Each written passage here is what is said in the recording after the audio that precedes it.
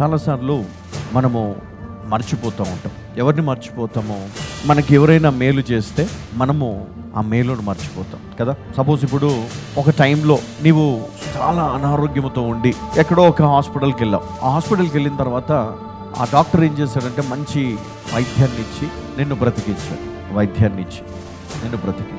నువ్వు బాగైపోయావు, అక్కడి నుంచి వచ్చేసావు. కానీ కృతజ్ఞత అనేది ఉంటుందా? ఉండదు. ఎందుకు? నాకు ఊరికే చేశాడా, డబ్బులు కట్టాను కదా. ఉంటుందా? డబ్బులు కట్టాం కాబట్టి బ్రతికామండి. డాక్టర్ గారు నన్ను స్వస్థపరిచింది. ఎవరు స్వస్థపరిచారు? మనీ.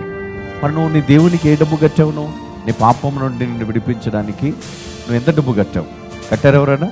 ఆయన ఉచితముగా రక్షించాడు. ఉచితముగానే ఆయన కృపను మనకు అనుగ్రహించాడు. అవునా కదా? అంతేనా? ఉచితముగా మనకిచ్చాడు. మనం ఏం చేయాలి? దాన్ని రిసీవ్ చేసుకోవాలి. దానికి తగినట్లుగా మనము కృతజ్ఞత కలిగి ఉండాలి. అవునా కదా? ఎవరైనా నువ్వు గొంతులో పడిపోయి ఇంకా చనిపోయే పరిస్థితిలో ఉన్నప్పుడు ఎవరైనా వచ్చి నేను రక్షించారనుకోండి, నువ్వేం చేయాలి? ఏం చేయాలమ్మా?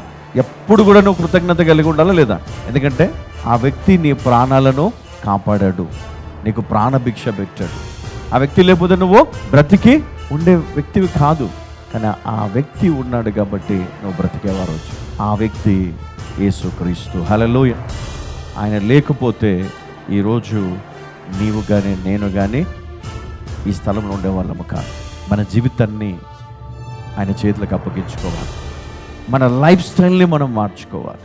నువ్వు సత్యాన్ని తెలుసుకొని యథార్థంగా కృతజ్ఞత కలిగి నువ్వు దేవుని ఆరాధిస్తే అద్భుత కార్యాలని జీవితంలో చూస్తావు. ఉన్నతమైన ఆశీర్వాదములను నువ్వు అధిగమిస్తావు. హల్లెలూయా.